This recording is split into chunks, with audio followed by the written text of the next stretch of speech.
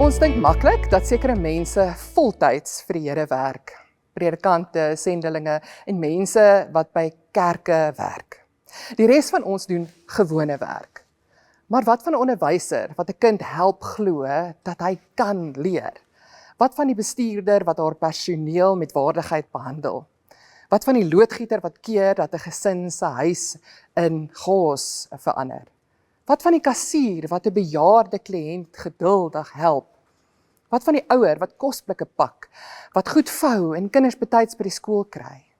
Is dit minder heilig? In Genesis 1 vers 26 tot 28 gee God aan mense die opdrag om sy wêreld te bewoon, te versorg en dit te ontwikkel. En so God het nie 'n voltooide wêreld gemaak. God het vir ons 'n wêreld gegee wat nog ontwikkel kan word. God nooi mense om saam met hom hierdie moontlikhede te ontvang en te gebruik. Ons kan dit beskryf as medeskepping saam met God. En dit beteken nie dat ons op dieselfde vlak as God skep nie, want God maak uit niks en ons werk uit dit wat hy vir ons gegee het. Ons ontdek wat God vir ons gee in die klaskamer, in die kantoor, in die statistieke en ons ontwikkel in daardie spasies goedheid en daar wanneer ons opdaag om lewe te dien, ander te respekteer, dan maak ons God se goedheid sigbaar vir ander mense. So miskien voel jou werk baie klein. Mense merk nie eers op wat jy doen nie. Jy ontvang dalk min erkenning en jy wonder soms of jy 'n bydrae maak. God se koninkryk word egter deur klein, getroue dade sigbaar.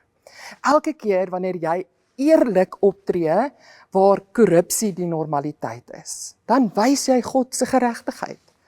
Elke keer wanneer jy geduldig bly met moeilike mense, dan wys jy God se genade. Elke keer wanneer jy goeie werk lewer, selfs wanneer niemand eers oplet nie, dan weerspieël jy iets van God se getrouheid. Jy hoef nie 'n Bybelvers in elke gesprek aan te haal om God by die werk te dien nie. Soms dien jy God deur betyds te wees, jou woord te hou, 'n kollega raak te sien, kwaliteit werk te doen en nie mense te gebruik om net bo uit te kom nie. So neem 'n oomblik om oor jou werk te reflekteer. Maak jou oë toe. Dink aan die mense wat jy elke dag deur jou werk teekom. Wie word deur jou werk beïnvloed?